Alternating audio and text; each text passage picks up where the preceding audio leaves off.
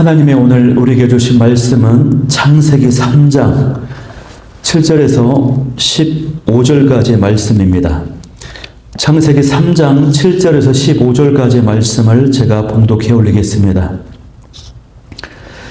이에 그들의 눈이 밝아져 자기들이 벗은 줄을 알고 무화과 나무 잎을 엮어 치마로 삼았더라.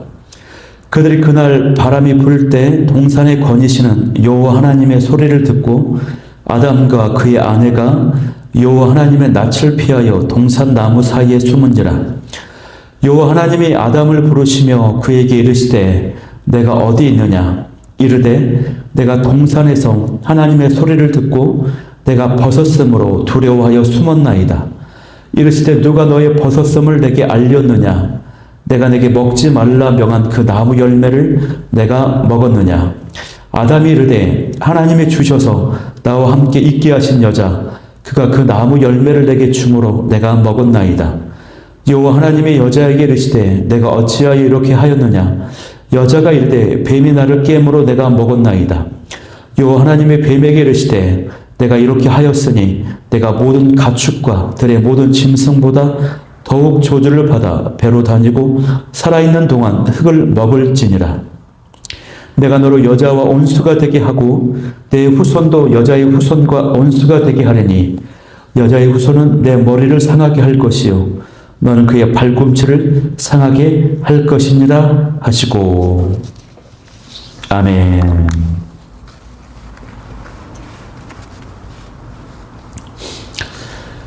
네, 저는 오늘 이 시간에 죄의 결과와 저주라는 제목을 가지고 오늘 말씀을 나누도록 하겠습니다. 오늘 말씀은요, 창세기 3장의 이제 중반부 말씀입니다. 인류가 최초에 들어온 죄악으로 인해서 인류에게 나타난 그 결과, 그리고 그 뱀이 당하게 된 그 저주가 무엇인지에 대한 내용입니다. 먼저 인간들에게 어떤 결과가 나타나게 되었고 그 다음에는 죄를 짓도록 유혹했던, 시험했던 이 뱀에게 어떠한 저주가 임하게 되었는지를 나누고자 합니다. 하나님께서는 이 선악과를 먹지 말라고 하셨는데 그 선악과를 먹음으로 인해서 인간은 타락해지고 말았습니다. 타락해졌다라고 하는 말은요, 하나님의 그 형상을 잃어버렸다라고 하는 뜻입니다. 즉, 완전성을 잃어버렸다라고 하는 의미입니다. 죄악으로 인해 타락해져 버렸다, 하나님의 형상을, 그 온전한 형상을 잃어버렸다, 그리고 완전성을 잃어버렸다라고 하는 이 말에는요, 많은 내용들이 여기에 들어 있습니다. 특별히 오늘 말씀의 근거에서 살펴보자면 그 안에 있는 내용들을 저는 한 3가지 정도로 정리해서 나누고자 하는데요. 첫 번째는요, 죄악의 결과로 인간 스스로가 불완전한 존재가 되었다고 하는 것을 인식하게 되었다는 것입니다. 자신들이 죄인이라고 하는 것을 알게 되었다는 것입니다. 7절 말씀을 보면요, 이렇게 기록되어 있죠. 이에 그들의 눈이 밝아져서 자기들이 벗은 줄을 알고라고 기록되어 있습니다. 이것이 바로 첫 번째로 살펴볼 수 있는 죄악의 첫 번째 결과인 것입니다. 이 말씀은요, 그들의 육체의 눈을 의미하는 것은 물론이거니와 그들의 마음과 생각의 눈, 즉 그 양심의 눈을 의미하는데 그 눈이 밝아졌다고 하는 뜻입니다. 범죄하기 전에 아담과 하와는요, 도덕적으로 완전하였고 순수하였으며 죄가 없었고 의로웠습니다. 그런데 이 죄악으로 인해서 그들의 마음과 생각 속에서 엄청난 변화가 일어나게 된 것입니다. 그들은 더 이상요, 스스로를 바라보고 생각할 때에 완전하다거나 순수하다거나 무죄하다거나 의롭다는 느낌을 가질 수가 없게 되었던 것입니다. 즉, 죄책감과 이 수치심을 느끼게 되었습니다. 7절 말씀에 보면은 자기들이 벗은 줄을 알았다고 했죠. 근데 그 전에는 이제 벗은 몸이 아니었습니다. 물론 벗은 몸이었어요. 그러나 벗은 몸이 아니었어요. 무슨 말이냐면 하나님의 형상과 그 모습으로 창조되었기 때문에 적어도 어느 정도는 하나님의 그 형상 안에 담긴 그 영광, 그 의로운 모습, 그 빛의 모습을 가지고 있었다는 것이죠. 그로 인해서 이 몸 밖으로 빛을 발하였을 것이고 그 영광과 의로운 빛이 완전한 상태에 있던 아담과 하와를 덮어주고 있었던 것입니다. 옷 입혀 주었던 것이에요. 그런데 죄악 때문에 그 영광과 의로운 빛이 이제 사라지고 만 것입니다. 그야말로 벌거벗은 몸이 되어버리고 만 것입니다. 그래서 수치심을 느끼게 된 것입니다. 여러분, 죄는요, 하나님의 영광이 이르지 못하도록 만듭니다. 그러면 이처럼 불완전한 존재요, 수치스러움을 느끼게 되면은 사람은 어떻게 반응할까요? 아담과 하와가 어떻게 반응을 합니까? 그 수치심을 숨기려고 하는 것입니다. 벗은 줄을 알고 무화과 나뭇잎을 엮어서 치마로 삼았다라고 했습니다. 그러니까 이제 이 허리 아래쪽 생식기 중심으로 가렸다는 의미예요. 무화과 나뭇잎으로요, 부끄러운 부분을 숨기려고 하는 것입니다. 여러분, 사람들은요, 죄를 지으면 그것을 숨기려고 합니다. 덮으려고 합니다. 이것이 바로 본능적인 반응입니다. 왜 그렇습니까? 너무나도 그것이 부끄럽기 때문에 그렇습니다. 그런데 그들이 이 생식 기관만을 가린 이유가 뭘까요? 언뜻 생각하면은 다른 부위를 가린다라고 하는 것은 자연스럽지 못하죠. 가장 중요한 부위를 가르는 게 상식적이라고 생각이 돼요. 그러나 더 중요한 이유는 뭐냐면 그곳이 인간의 어떤 본질과 생명을 나타내주는 상징적인 부분이기 때문에 그렇습니다. 인간의 생명이 이제 죄악으로 인해 오염되었다고 하는 것을 이제 본능적으로 느꼈기 때문이에요. 타락한 인류는 이제 앞으로 인간의 몸, 나뭇잎으로 가렸던 그 부분을 통해서 인간의 역사가 시작되고 인간의 생명이 시작됩니다. 그러므로 아담과 하와는요, 인간의 타락하고 부패한 본질을 가장 잘 상징하는 이 부분을 본능적으로 가린 것으로 보여집니다. 여러분, 사람들은요, 죄를 가리려고 애씁니다. 사람들이 죄를 가리려고 애쓰는 방법들의 여러 가지가 있는데 그 중에 하나는 뭐냐면 자신이 지었던 죄악, 그 죄의 속성, 내적인 모습을 들여다보지 않고요. 오히려 외적인 것을 바라봄으로써 자신의 수치와 그 죄를 숨기려고 애를 쓴다는 것입니다. 쉽게 말하면 자신을 다른 사람들과 비교하면서 또 다른 사람들의 선과 악에 비추어 봄으로써 나의 실패와 잘못이, 죄악이 그렇게 나쁜 것은 아니다라고 느낀다는 것입니다. 또 다른 방법은요, 어떤 공동체나 전체나 집단의 죄악에 초점을 맞추면서 자신의 죄를 가리려고 하는 것입니다. 또 시간이 지나면요, 자연스럽게 자신의 죄가 감추어지겠지, 사라지겠지라고 생각하는 경우도 있어요. 또 같은 죄를 지은 사람의 숫자가 많으면은 그 죄가 약해진다고, 옅어진다고, 없어진다고 생각하기도 합니다. 모두가 같은 죄를, 동일한 죄를 지으면은 그것은 죄가 아니다라고 이제 어떤 정당성을 부여한다는 것입니다. 여러분, 그러나 절대 그렇지 않습니다. 방금 말한 이러한 방법들과 이러한 경우들로서 우리가 지은 죄악이 없어지지 않아요. 하나님은 다른 사람의 죄악이 많아도 또 시간이 지나도 또 많은 사람이 같은 죄를 지었어도 내가 지은 죄는 분명한 죄입니다. 숨길 수 없는 죄입니다, 여러분. 죄를 지은 사람은 그것을 숨기고 가리려고도 하지만 무엇보다 하나님 앞에서 숨으려고 한다는 것입니다. 숨길 수가 없습니다, 여러분. 8절 말씀을 보면은요, 이 아담과 하와가 어떻게 반응을 합니까? 동산에 거니시는 여호와 하나님의 소리를 듣고요, 아담과 하와가 여호와 하나님의 낯을 피하여서 동산 나무 사이에 숨었다라고 되어 있습니다. 즉, 죄를 짓게 되면은 그 수치스러운 부분을 가리려고 하고 이제는 하나님 앞에서 낯을 피한다는 것입니다. 숨는다는 것입니다. 도망을 간다는 것이에요. 왜 그럴까요? 두려움 때문입니다. 10절 말씀에 보니까 내가 벗었으므로 두려워하여 숨었나이다 라고 기록되어 있어요. 두려움 때문에 하나님을 볼 수가 없는 것입니다. 숨고 하나님 앞에서 도망치는 것이에요. 즉 여기까지 살펴본 대로요. 죄악으로 인해서 나타난 첫 번째 결과, 모습이 뭡니까? 그것은 자신이 완전한 존재가 아니다라고 하는 것을 의식하게 된다는 것이에요. 그 의식, 그 인식은요, 죄악을 숨기고 은폐하게 만듭니다. 또 두려움 때문에 하나님 앞에서 숨고 도망가게 만든다는 것입니다. 동산에서 여러분, 하나님과 아담과의 관계는 굉장히 친밀한 관계였습니다. 굉장히 교제하는 깊은 관계였어요. 그런데 그렇게 기쁨과 교제와 화목이 있던 그 관계에 죄악이 들어오자마자 그 관계는 다 깨어져 버렸습니다. 두려운 관계가 되어버렸습니다. 오늘날도 마찬가지입니다, 여러분.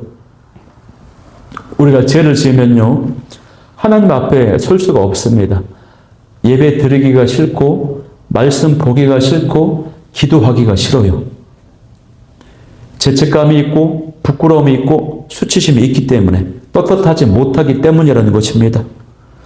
이 모습 앞에서요, 죄악의 결과 이 모습 앞에서 저와 여러분은 우리의 모습을, 스스로의 모습을 점검하고 돌아보는 은혜가 있기를 소망합니다.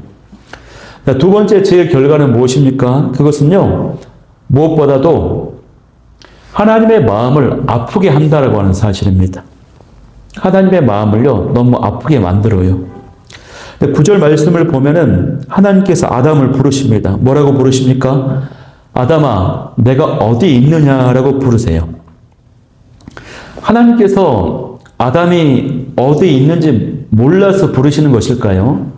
아니죠. 하나님은 모르시는 것이 없으십니다. 이 부르심은요, 어떤 부르심입니까? 그러면 왜 부르시는 걸까요? 이것은 하나님께서 아파하시는 마음 가운데서 죄인을 부르시는 구원자의 부르심인 것입니다. 하나님의 마음은요, 아담의 죄 때문에 너무나도 아프세요. 왜 이렇게까지 아프실까요? 그것은요, 하나님께서는 그 무한한 전지전능, 무한한 지식으로 앞으로 벌어지게 될 일들을 앞날을 다 내다보셨기 때문에 그렇습니까? 그러면 앞으로 벌어지게 되는 일들이 어떤 일들일까요? 이제 타락한 인간들 앞에서 앞으로 벌어지게 될 그 시대와 세월 앞에서요, 죄악과 고통이 이제 가득하게, 가득 이제 덮어질 것이기 때문에 그것을 보시는 것입니다. 이제 인간들로 인한 거짓말과 범죄, 도둑질, 살인, 폭력, 부도덕, 또 그로 인한 어떤 고통들, 깨어진 가정, 망하는 인생들, 관계의 상처, 고난들, 이런 것들이 이제 매일 지속되고 자행될 것이 이제 그런 모습들이 내다봐지는 것이에요. 그러니까 하나님께서 마음이 심히 괴롭지 않으실 수가 없는 것이에요. 또 하나님께서는요, 이 세상에 대한 자신의 그 목적, 인류 구원의 목적을 완성시키기 위해서 친히 치르셔야 되는 엄청난 희생, 대가가 있어요. 그것을 미리 내다보시는 것입니다. 하나님께서 인간의 죄의 대가를 치르시기 위해서 자기 아들 독생자 예수님을 보내셔서 희생시켜야만 하는 이것까지도 지금 내다보시는 것입니다. 그러니 너무나도 하나님이 마음이 아프신 거예요. 여러분, 하나님은 사랑이십니다. 그러므로 하나님께서 이 아담을 부르시는 것입니다. 아담아, 내가 어디 있느냐라고 물으세요. 이것은 죄인을 찾으시는 구원자 하나님의 부르심입니다. 꾸짖고 책망하시는 그런 부르심이 아니에요. 그래서 유명한 신학자 아도 핑크는요, 이 부르심에 대해서 설명하기를, 이 부르심은 경찰관의 목소리가 아니라 간절한 사랑의 부르심이다라고 말했습니다. 또 이 부르심은요, 죄인을 찾으시는 구원자의 부르심임과 동시에 회개를 촉구하는 하나님의 부르심입니다. 아담아 내가 어디 있느냐 이 질문, 이 부르심은요, 하나님께서 아담이 어디 있는지 그 정보를 얻으시려는 그런 질문이 아니고 아담으로 하여금 스스로 자신이 어디에 있는지에 대해서 생각해 보도록, 점검해 보도록 하는 그런 부르심인 거예요. 아담이 지금 숨어 있는데, 도망을 갔는데 아담 스스로로 하여금 자기가 지금 무엇을 하고 있는지, 어디에 있는지를 생각하도록 하는 질문이었던 것입니다. 그것을 생각하고 돌아보면서 아담이 하나님의 그 사랑과 용서하심에 대해서 생각하면서 회개를 하도록 촉구하시는 그런 부르심인 것이에요. 아담은 그 음성을 들으면서요, 이렇게 생각을 했어야 했습니다. 이 문제를 해결하실 수 있는 분은 하나님밖에 없다. 회개함은 용서하시는 하나님, 죄악으로 인한 죽음과 심판을 피할 수 있는 방법을 가르쳐 주실 수 있는 유일한 분, 그 하나님. 그 하나님을 생각하면서 회개하고 나와야만 했었습니다. 그래서 자신이 지은 죄를 인정하고요, 하나님 잘못했습니다, 용서해 달라고 회개하며 고백해야 했었습니다. 그렇기 때문에 아담은 이 죄 때문에 하나님을 피하는 것이 아니라 오히려 더욱 하나님 앞에 나아가서 엎드리고 하나님을 더 찾아가야 했었어요. 피하는 것이 아닙니다. 도망가는 것이 아닙니다. 오히려 더 하나님을 찾아야 했었는데 그러지 않았다라고 하는 것이에요. 이게 너무나도 안타까운 부분이에요. 사람은 하나님으로부터 달아나서 숨을 수가 없습니다. 그렇게 숨고 피했다고 해서 피한 것이 아닙니다. 결국 하나님은요, 다시 하나님의 공의로운 심판정에 서게 하셔요. 다시 하나님 앞에 서도록 만든다라고 하는 것입니다. 이 문제 해결하지 않으면 끝까지 하나님께서 해결하도록 만드신다라고 하는 것입니다. 그러므로 하나님의 말씀하실 때, 또 하나님이 부르실 때에 즉시 겸손하게 엎드리며 회개하고 순종할 수 있기를 소망합니다. 죄는요, 하나님의 마음을 정말로 괴롭게 고통스럽게 만듭니다. 이것이 바로 죄의 결과로 나타나는 두 번째 모습이라고 하는 것입니다. 죄의 결과는 너무나도 비참한 데에 반해서 하나님의 본질은 사랑이시기 때문에 하나님이 슬퍼하시는 것이요, 괴로워하시는 것입니다. 그러므로 저와 여러분은 이 죄악으로 인해서 하나님의 마음을 아프게 하지 않게 되길 간절히 소망합니다. 죄악으로 인해서 세 번째로 나타나는 그 결과는 뭡니까? 그것은요, 관계를 깨지게 만든다라고 하는 사실입니다. 먼저는 어떤 관계를 깨뜨립니까? 하나님과의 관계를 깨뜨립니다. 10절 말씀을 보면요, 아담이 두려워서 숨어버렸습니다. 죄악은 두려움과 수치심과 죄책감을 갖게 해서 하나님 앞에 서지 못하게 만들어요. 죄는요, 하나님과 우리 사이에 큰 장벽을 만듭니다. 간격을 만듭니다. 또 죄는요, 인간과 인간과의 관계를 깨뜨립니다. 인간과의 관계를 단절시키고 분열시킵니다. 그 내용이 이제 11절 말씀이거든요. 11절의 내용을 보면요, 하나님께서 묻습니다. 내가 네게 먹지 말라 명한 그 나무 열매를 내가 먹었느냐? 그러자 12절 말씀에 보니까 아담이 이렇게 말하죠. 하나님이 주셔서 나와 함께 있게 하신 그 그가 그 나무 열매를 내게 주므로 내가 먹었나이다 라고 말해요. 그러니까 아담이 대답하는 그 저변에는 어떤 것이 있습니까? 본질적인 뜻은 무엇입니까? 저 여자가 나에게 그 열매를 주었습니다. 저는 저 여자가 그것을 먹으라고 나를 유혹하기 전까지는 그것을 먹지 않았습니다. 먹을 마음도 없었습니다. 저 여자가 나를 유혹하지 않았다면 나는 먹지 않았을 것인데 라고 하면서 그 책임을 그 하와에게, 여자에게 떠넘기고 있는 것이에요.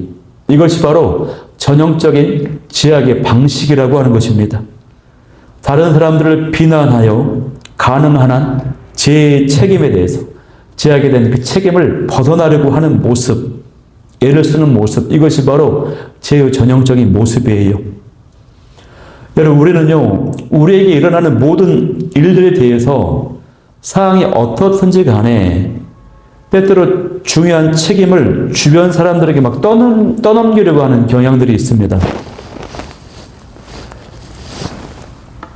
가족, 형제는 물론이고요, 직장 동료, 또 회사, 정부, 나라, 교회, 또 어떤 사건이나 상황이 벌어지면 이런 것들을 떠넘깁니다. 막 경제적 상황, 정치적 상황, 이런 것에 막 떠넘깁니다. 지도자에게 막 떠넘기죠. 그래서 우리 사회에서 이 비판과 공격하는 거, 정죄하는 그런 것들이 얼마나 많은지 몰라요. 이것이 바로 다 인간의 죄성이 나타나는 모습이에요. 그런데 이 아담의 답변에는요, 더 깊이 들어가면 하나님에 대한 비난과 원망이 들어있다는 것입니다. 하나님이 주셔서 나와 함께하게 하신 여자라고 했습니다. 그러니까 하나님이 근본 책임이 하나님께 있다는 것이에요. 이것을 지금 보여주는 것입니다. 이것이 바로 죄악의 그 깊이, 죄의 그 무서운 깊이라고 하는 것입니다. 우리가 어떤 일에 실패를 하거나 어려운 일을 당하거나 어떤 질병에 걸리거나 어떤 고통 가운데 있을 때에 온갖 종류의 사건과 고통, 그 모든 것에 대해서 우리는 하나님을 원망하면서 하나님 탓으로 돌릴 때가 많다는 것입니다. 이처럼 이 아담의 모습이요, 저와 여러분의 모습 같지 않습니까? 우리는 하나님께서 우리에게 유혹이나 비극을 주신 것처럼 왜 하나님께서 우리에게 그렇게 어려운 일을 일어나게 하셨냐고 원망을 할 때가 많아요. 그러면서 막 묻습니다. 그러나 분명한 사실은요, 하나님께서는 그 아담을 유혹하지 않으셨다라고 하는 사실. 하나님께서는 우리를 유혹하지 않으십니다. 또 나쁜 일들이 우리에게 일어나게 역사하지 않으세요. 금지된 그 열매를 바라보고 열망했던 것은 아담이었습니다. 이 세상의 부패와 죽음을 야기시킨 것은 아담의 죄 때문이었어요. 우리 자신의 죄 때문입니다. 그러므로 우리가 순전히 나의 죄 때문이었다고 하는 이것을 인정하는 데서부터 회개가 시작된다고 하는 사실입니다. 회복이 여기에서 시작이 된다고 하는 사실입니다. 우리는 인정할 수 있게 되길 소망합니다. 나의 죄 때문이다. 내가 잘못이다. 내 탓이다라고 하는 인정할 수 있는 이 모습이 자, 여러분 가운데 있게 되길 소망합니다. 그런데요, 이 책임을 떠넘기는 이 모습이요, 아담뿐만이 아닙니다. 하와의 모습을 보면요, 하와는 뱀, 마귀를, 사단을 이제 비난합니다. 이 13절 말씀에 보면은 동일하게 하나님이 하와에게 물으셨거든요. 그러니까 하와가 이렇게 대답합니다. 뱀이 나를 깨므로 내가 먹었다라고 대답을 해요. 물론 뱀이 하와를 유혹한 것은 사실이죠. 그러나 중요한 것은 앞서 나누었던 것처럼 그 금지된 열매를 먹기로 결정하고 먹었던 당사자가 바로 하와였다라고 하는 것입니다. 이거 중요해요. 사단 마귀는요, 죄를 짓도록 유혹할 때 있어요. 시험을 줄 때 있어요. 그러나 죄를 짓도록 만들지 못합니다. 죄를 짓고 그 죄악을 행하는 당사자는 바로 인간이에요. 사람이에요. 하와도 역시 아담처럼 자기의 죄를 인정하지 않고 그 책임을 떠넘깁니다. 사단 마귀에게 떠넘겨요. 뱀이 유혹해서 먹었다고 하는 하와의 말에도요, 사실 하나님에 대한 원망이 들어 있습니다. 어떤 원망입니까? 하나님께서 막아 주실 수도 있었는데 왜 사단 마귀, 뱀의 접근을 막지 않으셨냐? 동산에 나타나지 않도록 하나님이 막으실 수 있었는데 막지 않으셨냐라고 하는 그 원망, 그 하나님에 대한 비난의 마음이 있는 것입니다, 여러분. 이처럼요, 죄의 결과는 분리를 시킵니다. 하나님과의 관계를 깨뜨려 버리고 사람들과의 관계를 깨뜨려 버려요. 이게 바로 죄의 특징인 것입니다, 여러분. 이것이 바로 세 번째 죄의 결과라고 할 수 있어요. 우리가 잘못을 인정하고 책임지려고 하지 않습니다. 그런데 예수님께서는 어떻습니까? 죄도 없으신데도 인류 죄악에 대한 책임을 지시고 스스로 죽임당하시는 것입니다. 이것이 바로 대속의 정신인데 이것은 죄악의 본성과는 정반대의 아름다운 선한 모습이에요. 그래서 하나님께서는요, 이런 대신 책임지고 대신 희생하는 이 모습을 굉장히 기뻐하신다고 하는 사실입니다. 우리는 죄악으로 인해서 나타난 아담과 이 하와의 모습을 보면서 죄가 얼마나 무서운 것이고 또 파괴적인 것인지 또 그 전염성은 얼마나 강한 것인지를 보게 되는 것입니다. 여러분, 죄는요, 제가 일단 저질러지면은 그것이 또 다른 죄를 불러일으킵니다. 또 다른 죄를 짓게 만듭니다. 이거 죄의 연속성이라고 할 수 있어요. 이런 경우가 굉장히 많습니다. 대표적인 예가 이스라엘의 다윗 왕의 모습이에요. 다윗 왕이 밧세바와 간음을 했습니다. 이것은 간음죄에 해당이 되는 죄입니다. 그런데 다윗이 간음죄를 숨기기 위해서 밧세바의 남편인 우리아에게 거짓을 말했습니다. 거짓말의 죄를 지었습니다. 이 거짓말이 통하지 않자 어떻게 됩니까? 이제 남편 우리아를 살해하기 위해서 음모를 꾸미고 결국 살인을 합니다. 이때 잘못된 작전 지시로 우리아뿐만 아니라 다른 군사들도 함께 전쟁 가운데서 죽임을 당했습니다. 당시 요압 장군도요, 이 죄에 가담한 공범이 되었습니다. 이처럼요, 공동체가 파괴가 되어 가는 것이에요. 한 사람의 그 은밀한 죄가 여러 사람의 고통이 되고 말았습니다. 그러므로 우리는요, 우리의 죄를 인정하고 자백하고 회개해야 될 줄 믿습니다. 하나님께서는요, 우리를 구원해 주셨는데, 근데 우리는 자기 죄에 대해서 정직해야 됩니다. 그렇기 때문에 다른 사람들을 탓하거나 비난하지 말아야 됩니다. 우리는 그저 이 성경이 말씀하시는 대로 우리의 죄를 자백하고 인정하고 회개해야 될 줄 믿습니다. 이 은혜가 저와 여러분 가운데 넘쳐나기를 소망합니다. 여기까지가요, 죄악의 결과가 우리 인간들에게 어떻게 나타나는가, 그 결과가 무엇인지 세 가지를 살펴보았습니다. 그러면 이 사단 마귀, 이 뱀은요, 어떤 저주를 받게 됩니까? 먼저 14절 말씀을 보면은 모든 가축들과 들의 모든 짐승들보다도 더욱 저주를 받아서 배로 다니고 살아있는 동안 흙을 먹을지니라 이렇게 되어 있습니다. 이것은 그가 혐오스럽고 비천하고 비참한 존재가 되도록 저주받았다고 하는 뜻입니다.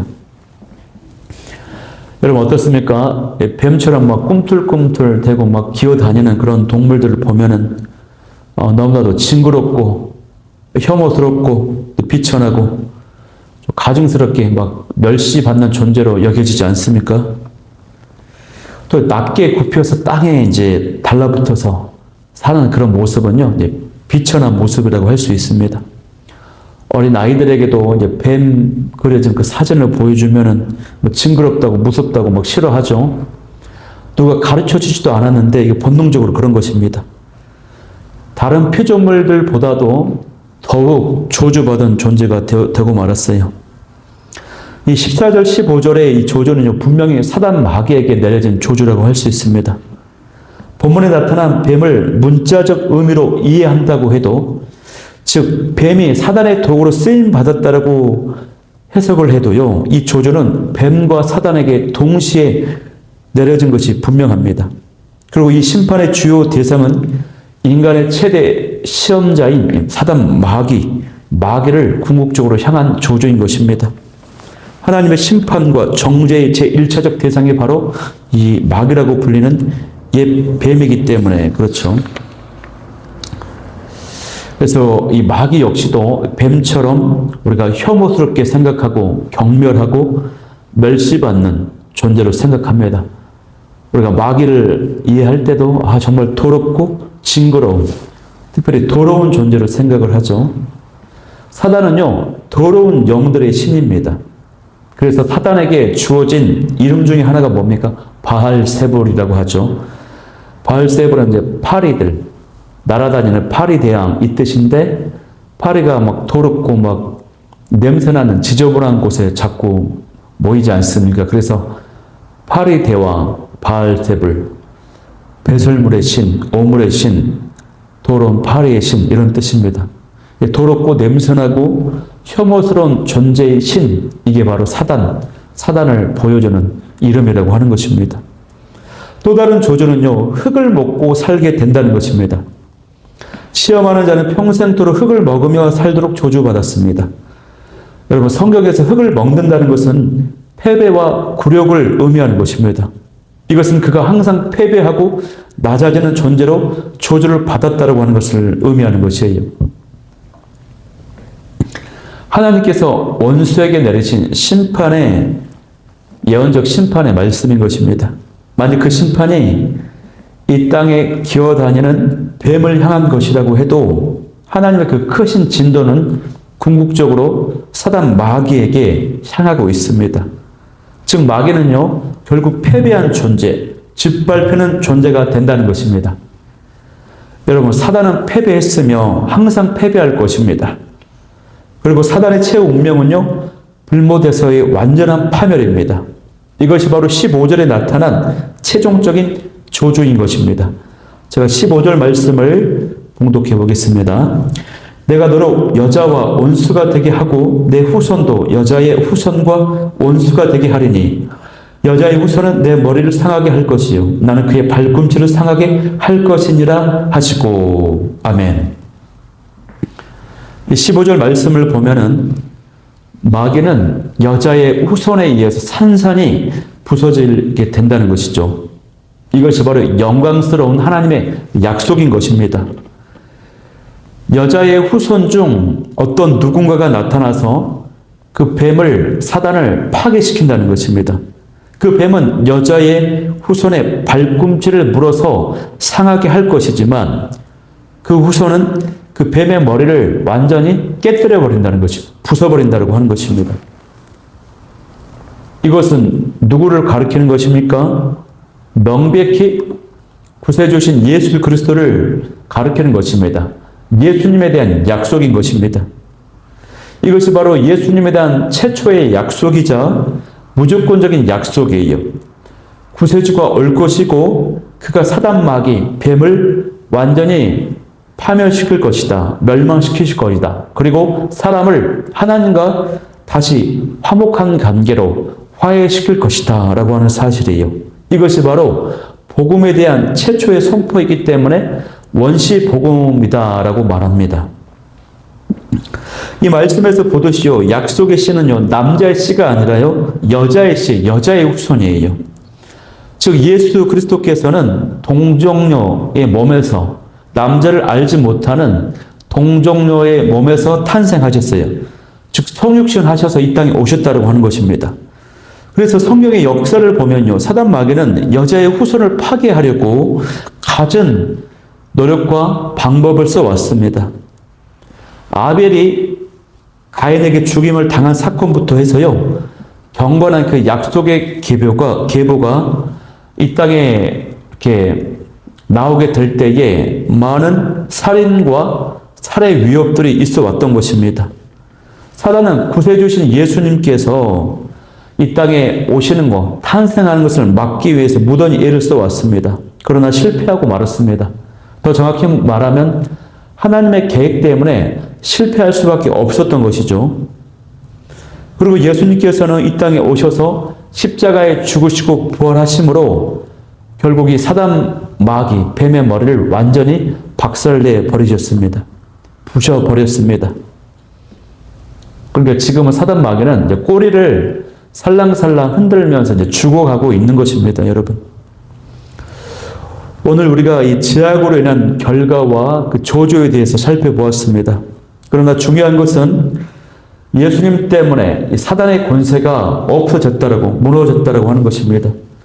예수님 때문에 죄의 그 저주와 고통과 그 모든 죄값이 사라졌다라고 하는 사실입니다. 예수님 때문에 사단 마귀의 그 정죄하고 참소하는 것은 다 사라졌습니다. 힘을 잃게 되었습니다. 예수님 때문에 죄와 사단의 권세가 무너지고 그곳에서부터 우리가 해방이 되었습니다, 여러분. 그러므로 예수님 붙잡고 이 죄의 결과와 이 저주로부터 벗어나서 승리하는 저 여러분이 되길 소망합니다.